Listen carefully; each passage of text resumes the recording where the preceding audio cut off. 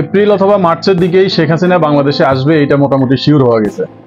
কিন্তু কথা হচ্ছে, শেখ হাসিনা যদি বাংলাদেশে আসে তাহলে সে কিভাবে আসবে? সে কি বাংলাদেশের প্রধানমন্ত্রী হিসেবে বাংলাদেশে আসবে, নাকি সে শুধু আওয়ামী লীগের নেত্রী হিসেবে, আওয়ামী লীগের প্রধান হিসেবে বাংলাদেশে আসবে? এটা একটা বড় প্রশ্নের জায়গা। আমরা তথ্যসূত্রে যতটুকু জানতে পারছি সেটা হইল, আওয়ামী লীগের সভানেত্রী হিসেবে কিন্তু শেখ হাসিনা বাংলাদেশে আসতেছে না। শেখ হাসিনা বাংলাদেশের রানিং প্রধানমন্ত্রী হিসেবে বাংলাদেশে আসবে, এবং এইটা মোটামুটি বাংলাদেশের সেনাপ্রধান এবং ভারতের সেনাপ্রধানের মধ্যে দ্বিপাক্ষিক কয়েকটা আলোচনা ইতিমধ্যে হয়ে গেছে। এমনকি ভারতের যে পররাষ্ট্র সচিব, যিনি বাংলাদেশে আসছিলেন সংখ্যালঘুদের উপর নির্যাতনের বিষয়ে কথা বলার জন্য, সেও যখন সেনাপ্রধানের সাথে দেখা করছে, তারও বক্তব্য একই রকম ছিল যে শেখ হাসিনা বাংলাদেশে আসতে চাচ্ছে, কিন্তু বাংলাদেশে শেখ হাসিনা আসলে তার প্রোটোকল কি হবে, তাকে কিভাবে বাংলাদেশ রিসিভ করবে, এটা সে বারবার জানতে চাইছিল। তো যেহেতু শেখ হাসিনার পদত্যাগের বিষয়টা পুরাই বুমেরাং হয়ে গেছে, যদিও বারবার বলা হয়েছিল যে শেখ হাসিনা পদত্যাগ করে বাংলাদেশ থেকে চলে গেছে, কিন্তু তার পদত্যাগের সপক্ষে এখন পর্যন্ত কোনো নথিপত্র কেউই দেখাইতে পারেনি। শুধুমাত্র হাইকোর্টের একটা রেফারেন্সের ভিত্তিতে বর্তমান যে ইন্টারিম গভর্নমেন্ট, সেই গভর্নমেন্টটা গঠিত হয়েছে, কিন্তু তারা আবার যে সংবিধানের অধীনে শপথ নিছে, সেই সংবিধানটা কিন্তু ৭২-এর সংবিধান। তো ৭২-এর সংবিধানে যদি তারা ইন্টারিম গভর্নমেন্ট গঠন করা তাদের বৈধ হয়ে থাকে, তাদের সরকার যদি বৈধ হয়ে থাকে, তাইলে শেখ হাসিনাও বাংলাদেশের প্রধানমন্ত্রী এবং বৈধ প্রধানমন্ত্রী, এটাতে কোনো সন্দেহ নেই। এখন বিষয় হইলো, এইটা কেমন একটা জগা খিচুড়ি হয়ে গেছে। বিষয়টা কিভাবে কি করবে, এরকম অনেকগুলো প্রশ্ন আছে। আসলে আমার যেটা মনে হচ্ছে, শেখ হাসিনা ততক্ষণ বাংলাদেশে ঢুকবে না যতক্ষণ না সে বাংলাদেশের প্রধানমন্ত্রী হিসেবে তার যথাযোগ্য মর্যাদা পায়। ততটুকু মর্যাদা না পাইলে সে বাংলাদেশে আসবে না। আবার সে বাংলাদেশে যদি এই মোমেন্টে তার বাংলাদেশে আসাটা এতটাই জরুরি যে সে যদি বাংলাদেশে না আসে, তার নেতাকর্মীরা যেভাবে মামলা হামলা শিকার হচ্ছে, যেভাবে আশাহত হচ্ছে, আওয়ামী লীগ যেভাবে নেতৃত্ব শূন্যতায় ভুগতেছে, এই নেতৃত্ব শূন্যতা থেকে আওয়ামী লীগকে উদ্ধার করার জন্য শেখ হাসিনার কোনো বিকল্প নেই। অতএব শেখ হাসিনা যদি বাংলাদেশে আসে, তাহলে আমরা আশা করতেছি যে সে যদি বাংলাদেশে আসে তাহলে সে ওইভাবে প্রস্তুতি নিয়েই বাংলাদেশে আসবে, এবং বাংলাদেশের বৈধ প্রধানমন্ত্রী হিসেবে ভারত এখন পর্যন্ত তাকে ভারতে আশ্রয় দিয়ে রাখছে, এবং ভারতে সে যথার্থ একটা দেশের প্রধানমন্ত্রী হিসেবে যেটুকু সম্মান, যেটুকু মর্যাদা পাওয়ার দরকার, সেটুকু সম্মান, সেটুকু প্রটোকল কিন্তু সেখানে পাচ্ছে। এটা গোপন সূত্রের ভিত্তিতে শিওর হওয়া গেছে। আপনারা চাইলে ভালোভাবে, যদি ভারতের প্রশাসনিক ইয়েগুলোতে, সংস্থাগুলোতে যদি আপনাদের কেউ থেকে থাকে, আপনারা খোঁজখবর নিয়ে এটা নিশ্চিত হইতে পারেন যে শেখ হাসিনা ভারতে একজন প্রধানমন্ত্রীর যে মর্যাদা পায়, সে মর্যাদাতেই আছে।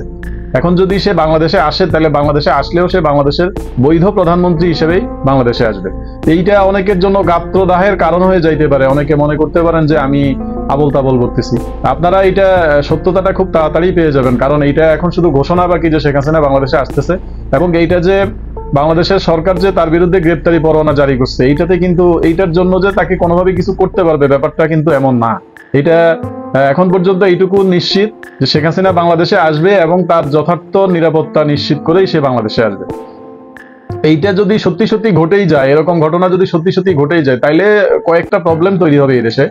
প্রথম কথা হচ্ছে, শেখ হাসিনা যদি দেশের প্রধানমন্ত্রী হয়, তাহলে বর্তমান যে ইউনূস সরকারের রোলটা কি? ইউনূস সরকার কোন সংবিধানের ভিত্তিতে, কোন ক্ষমতার ভিত্তিতে, কিসের ভিত্তিতে সে বাংলাদেশের প্রধান উপদেষ্টা হইল, কিসের ভিত্তিতে ইন্টারিম গভর্নমেন্ট গঠিত হইল? এটা একটা অনেক বড় প্রশ্ন। কারণ একজন রানিং প্রধানমন্ত্রী থাকা অবস্থায় আবার একটা ইন্টারিম গভর্নমেন্ট কিভাবে গঠিত হয়, এটা একেবারে পুরোই কনফিউজিং ব্যাপারটা।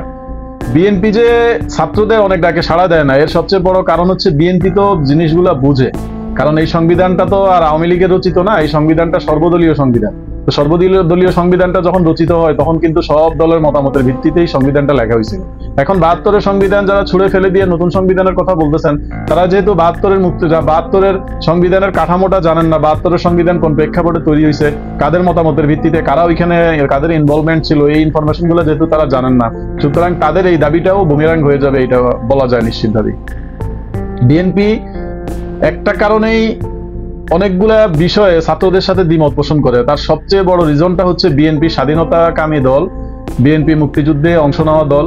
শহীদ প্রেসিডেন্ট জিয়াউর রহমান বীর উত্তম, তিনি একজন সক্রিয় মুক্তিযোদ্ধা হিসেবে তাকে বিবেচনা করা হয়, তাকে বীর উত্তম খেতাব দেওয়া হয়েছিল স্বাধীনতা পরবর্তী সময়ে। অতএব তারা, বিএনপি এটা বুঝে যে বাংলাদেশের মুক্তিযুদ্ধকে যদি অস্বীকার করা হয়, ৭১-এর মুক্তিযুদ্ধকে যদি অস্বীকার করা হয়, ৭২-এর সংবিধানকে যদি অস্বীকার করা হয়, তাহলে আলটিমেট বাংলাদেশের নিজেরই কোনো অস্তিত্ব থাকে না। বাংলাদেশ নামটাই আর আসলে বিলং করে না। বাংলাদেশ নাম বাঙালি পরিচয়ে যদি আমাদেরকে বাংলাদেশে বসবাস করতে হয়, তাহলে অবশ্যই ৭২-এর সংবিধানকে সমুন্নত রেখে ৭২-এর সংবিধানের আলোকে রাষ্ট্র শাসন পরিচালিত হবে। এটা বিএনপি আওয়ামী লীগ দুই দলই নিশ্চিত। এবং শুধু বিএনপি আওয়ামী লীগ না, বিএনপি আওয়ামী লীগ ছাড়াও যারা স্বাধীনতাকামী, যারা বাংলাদেশের মুক্তিযুদ্ধে বিশ্বাস করে, প্রত্যেকটা দল এটা বিশ্বাস করে যে ৭২-এর সংবিধান সমুন্নত রেখে ৭১-এর মুক্তিযুদ্ধকে মাথায় রেখে বাংলাদেশের অস্তিত্ব চিন্তা করা যায়। এর বাইরে কোনোভাবেই বাংলাদেশকে কল্পনা করা যায় না। অতএব এখন যত দাবি যেভাবেই করা হোক, এই দাবিগুলো আসলে ধোপে টিকতে পারতেছে না কোনো মতেই। আইন আদালত যাই বলেন, যেখানেই যাবেন, যেই প্রাসঙ্গিকতায় আসবেন, সেখানেই আসলে ৭২-এর সংবিধানটার কথাই আসবে। আর ৭২-এর সংবিধান অস্বীকার করলে আসলে বর্তমান যে সরকার আছে তারা অবৈধ হয়ে যায়। আবার যেহেতু তারা শেখ হাসিনার পদত্যাগের কোনো নথি হাজির করতে পারে না জাতির সামনে, এমনকি মিডিয়ার সামনেও তারা হাজির করতে পারে না। এবং আমাদের যে বর্তমান রাষ্ট্রপতি শাহাবুদ্দিন চুপ্পু, মহামান্য রাষ্ট্রপতি, উনি নিজেও এটা বলছেন যে শেখ হাসিনার কোনো পদত্যাগপত্র তার কাছে নাই। তাহলে শেখ হাসিনার পদত্যাগপত্র কার কাছে আছে? এটা নিয়ে অনেক গুঞ্জন, একটা সময় কিন্তু বেশ কিছুদিন এটা খুব আলোচিত ছিল বাংলাদেশে যে শেখ হাসিনার পদত্যাগপত্র তাহলে কার কাছে। শেখ হাসিনা তো আসলে পদত্যাগই করেন নাই, এটা শেখ হাসিনা বারবার এটা বলছেন যে উনি পদত্যাগই করে যান নাই বাংলাদেশ থেকে। তো অতএব উনি তো ৭২-এর সংবিধান অনুযায়ী, বাংলাদেশের বর্তমান সংবিধান অনুযায়ী উনি বাংলাদেশের রানিং প্রধানমন্ত্রী থাকা অবস্থায় আবার ইন্টারিম গভর্নমেন্ট একটা কিভাবে তৈরি হয়, এটা একটা জগা খিচুড়ির মতো যদিও হয়ে যায়। তারপরেও তাদের যে বক্তব্য, তারা হাইকোর্টের নির্দেশনা মতে ইন্টারিম গভর্নমেন্টটা গঠন করছে। এখন বিষয় হলো, যদি শেখ হাসিনা বাংলাদেশে কামব্যাক করে, বাংলাদেশে যদি শেখ হাসিনা ফিরে আসে, তাহলে শেখ হাসিনা তো যেহেতু পদত্যাগ করে সে যায় নাই, তাহলে সে তো বাংলাদেশের বৈধ প্রধানমন্ত্রী। অতএব একজন বৈধ প্রধানমন্ত্রী যে প্রটোকলগুলো পায়, আমার তো মনে হচ্ছে যে শেখ হাসিনা বাংলাদেশে আসলে তাকে এই প্রটোকলগুলো দিতে বর্তমান যে সেনাবাহিনীর শাসিত, সেনাবাহিনী সমর্থিত যে ইন্টারিম গভর্নমেন্ট, যে ছাত্রদের সরকার, তারা বাধ্য হবে। এবং শেখ হাসিনা তার নিরাপত্তা নিশ্চিত না করে অবশ্যই বাংলাদেশে আসবে না। তো বাংলাদেশে যদি সে আসে, এরকম একটা ঘোষণা যদি ফেব্রুয়ারি মার্চের দিকে এরকম একটা ঘোষণা যদি হয়ে যায়, যে শেখ হাসিনা প্রকাশ্যে যদি ডেডলাইন দিয়ে দেয় যে অমুক তারিখে উনি বাংলাদেশে আসবে, তখন দেখবেন যে একটা বিরাট একটা হিজিবিজি লেগে যাবে দেশে। কারণ আওয়ামী লীগের, শেখ হাসিনা বাংলাদেশে আসার আগে অবশ্যই আওয়ামী লীগের যে পলাতক নেতা কর্মী যারা যেখানে পালায়ে আছে, দেশের বাইরে যায় যারা অবস্থান করতেছে, গাদাকা যারা যেখানেই দিছে, সবাই কিন্তু দেশে ফিরে আসবে। অতএব এইটা একটা মেসাকার হয়ে যাইতে পারে যদি তাদেরকে কোনো রকম বাধা দেওয়ার চেষ্টা করা হয়, অথবা এখানে একটা ভয়াবহ যুদ্ধ বিধ্বংসী অবস্থা ঘটে যাইতে পারে, একটা গৃহযুদ্ধের দিকে চলে যাইতে পারে বাংলাদেশ, যদি শেখ হাসিনাকে প্রতিরোধের চেষ্টা করা হয়। আমি আশা করি যে আমাদের আবেগ দিয়ে আসলে অনেক কিছুই বলা যায়, কিন্তু যেহেতু শেখ হাসিনাকে পদত্যাগ করানো হয় নাই, বা তিনি আনুষ্ঠানিকভাবে পদত্যাগ করেন নাই, অতএব একটা নির্বাচিত সরকার প্রধান হিসেবে উনি দেশের প্রধানমন্ত্রী হিসেবে বাংলাদেশে আসবেন। এবং এইটা প্রতিরোধ করার সক্ষমতা আমার মনে হয় যে বর্তমান ইন্টারিম গভর্নমেন্টের নাই। অতএব শেখ হাসিনা বাংলাদেশে আসলে দেশের বৈধ প্রধানমন্ত্রী হিসেবে আসবেন, এতে কোনো সন্দেহ নাই।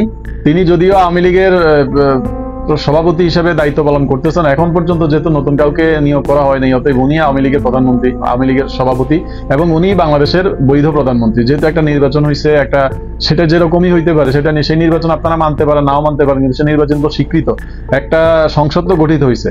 তো সেই সংসদ ভেঙে না দিয়ে, সেই সংসদ কারা ভাঙে? সেই সংসদ ভাঙতে হইলে তো সংসদ ভাঙার অনেকগুলো প্রক্রিয়া আছে, সাংবিধানিক অনেকগুলো প্রক্রিয়া আছে। সেই প্রক্রিয়াগুলো অনুসরণ না করে সংসদ কিভাবে ভেঙে দেয়, একটা সংসদে বৈধ প্রধানমন্ত্রী থাকা অবস্থায় কিভাবে সংসদ ভাঙে, কিভাবে মানে ইন্টারিম গভর্নমেন্ট গঠিত হয়, এটা একটা দ্বিধাদ্বন্দ্বের মধ্যে আসলে যারা সংবিধান বিশেষজ্ঞ তারা আসলে পড়ে আছে। তারা নিজে বুঝতে পারতেছে না যে কি হয়ে গেছে, কিরকম আশা ছিল, কি হয়ে গেছে। তো আমরা শেষ কথা একটাই, শেখ হাসিনা যেহেতু এখন পর্যন্ত তার কোনো পদত্যাগপত্র কেউ দেখাইতে পারে নাই, অতএব শেখ হাসিনাই বাংলাদেশের বৈধ প্রধানমন্ত্রী। এটা আপনারা মানেন অথবা না মানেন। যদি আপনারা না মানেন, তাহলে সে যে পদত্যাগ করছে, সে পদত্যাগের সপক্ষে আপনাদের কাছে যে নথিপত্র আছে সেটা আপনারা সাংবাদিকদেরকে সরবরাহ করেন, মিডিয়াগুলোকে সরবরাহ করেন। মিডিয়াগুলো সেটা নিয়ে অবশ্যই নিউজ প্রচার করবে, এবং শেখ হাসিনারও তখন আর আসলে কিছু বলার সুযোগ থাকবে না। তখনকার ব্যাপারটা আলাদা হবে, যেহেতু আপনারা কেউই শেখ হাসিনার কোনো পদত্যাগপত্র দেখাইতে পারেন নাই, এবং রাষ্ট্রপতি নিজেও বলতেছে যে শেখ হাসিনার কোনো পদত্যাগপত্র নাই। নিয়ম অনুযায়ী তো শেখ হাসিনা পদত্যাগ করলে সে পদত্যাগপত্রটা রাষ্ট্রপতির কাছেই দিবে। যেহেতু রাষ্ট্রপতি বলতেছে সে কোনো পদত্যাগপত্র পায় নাই, তাইলে শেখ হাসিনা পদত্যাগও করে নাই। অতএব শেখ হাসিনা বাংলাদেশে আসলে বাংলাদেশের বৈধ প্রধানমন্ত্রী হিসেবেই মানুষ তাকে গ্রহণ করবে, এবং প্রশাসনিক যারা দায়িত্বপ্রাপ্ত তাদের অবশ্যই শেখ হাসিনাকে বৈধ প্রধানমন্ত্রীর প্রটোকল দিয়ে এয়ারপোর্ট থেকে